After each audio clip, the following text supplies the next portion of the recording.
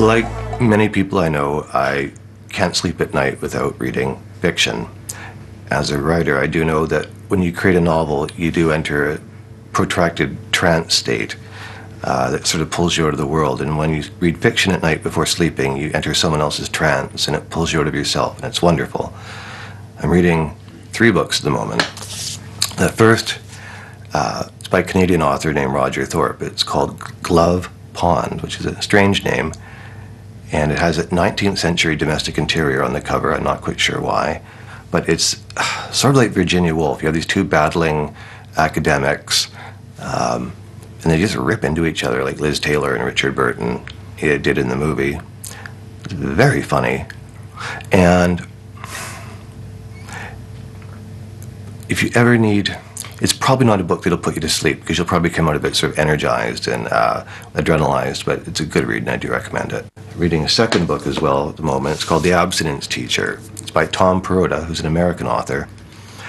Now, he's most famous for 2 things. There was his novel called Election that was made into a hilarious movie with Reese Witherspoon and Matthew Broderick about 8 years ago.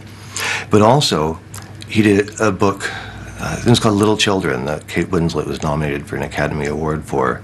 And the thing about his work is that I obviously have a preference for humor, but he's very, very funny on the page, but if you do go to film, it turns deadly serious. I guess that indicates a nice dark undercurrent. Anyhow, I got this in Canada. I don't think it's out in the UK until January, but I very much recommend it. It's a battle, very germane at the moment, between secular America versus religious America, which I think is like the next great civil war. So he looks at it from a number of levels, deep and shallow, and it's very good. I recommend it. The third book I'm reading right now, before I go to bed at night, is The Family That Couldn't Sleep.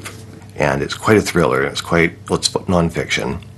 It might keep you awake. It's about the history of prion, or prion, people pronounce it differently, diseases. But the most interesting part of the book, it's a family in Venice, Italy, that has a genetic prion disease.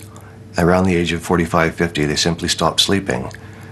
And it's just a ghastly thing to happen. Your body literally unravels and you die this hideous death, which, well, it's bedside reading, but maybe save it for when you think you might be staying up a bit longer. So those are the 3 books I'm reading right now, and that's what's on my bedside table.